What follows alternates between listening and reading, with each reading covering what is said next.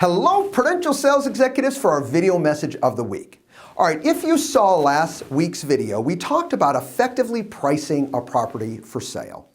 And I've received emails and questions on a couple of the points. And the main one that I had questions on is, Mark, you talked about, how do we get across these key points of what's going on in the market, but stay on the side of the seller, not the side of the market?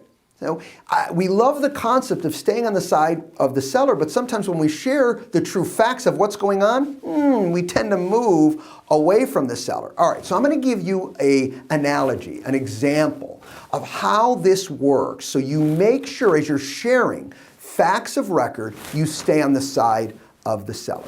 Let's get started. First of all, it ties to the concept, and I mentioned this in last week's video as well, is empathy. I want to take you to bizarro world for a second. What I mean by that is real estate doesn't actually work like this, but I want you to have this understanding because it'll help you connect to that empathy. If you had two identical properties next door to each other, identical models, and in one model, let's call it Model A, it had $150,000 worth of upgrades. Model B, same house, but plain Jane. Very clean, very nice property, well kept, but just plain Jane. If we were in bizarro world, doesn't it make sense that seller A should earn approximately $150,000 more for their property when they go to sell it? I mean, they can prove they have receipts and everything. Now I know I can hear you what you're saying. You're saying, well, real estate doesn't work like that, Mark.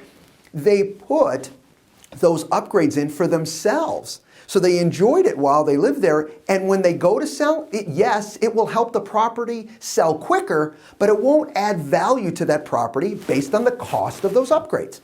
I totally agree. However, we're talking about perception here, and we're talking about empathy, and we're talking about understanding that those upgrades to window coverings, floor coverings, could have been things, upgrades to the backyard, to the front yard, incredible lawn that you see in the front. What you don't know is they did it by hand. They didn't even hire someone to do it. They are really connected to this home.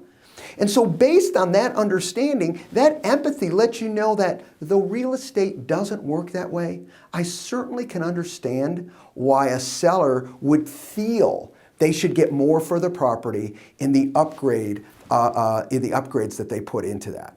So the way you get that across is talk about it, and talk about it with passion. Let them know that you understand, you know what, Mr. and Mrs. Johnson, what's unfair is an appraiser's going to come into this home and not give you the value, that you deserve for the upgrades from window coverings, floor coverings, maybe it's tile, whatever the case may be is, cabinets, whatever they upgraded, an appraiser's not going to give you that credit, and it's not fair. It is the way that it works, though. All right. What's really frustrating to me is they'll compare us to properties that, yes, are the same type of home, maybe even the same model, but boy, there has been different investments into that home. That's coming from you, not them. And when they hear you talk along those lines, that they really see that you understand, they are now pulled closer to you. It doesn't change what the market is. It doesn't change where you have to price it. What it does is it changes their attitude towards you and that you get it. You're still the professional and you still have to share with them the truth of what's going on. But you understand that piece, that you know what, this is how it works, but I understand the dollars and the commitment and the emotional tie to that particular property.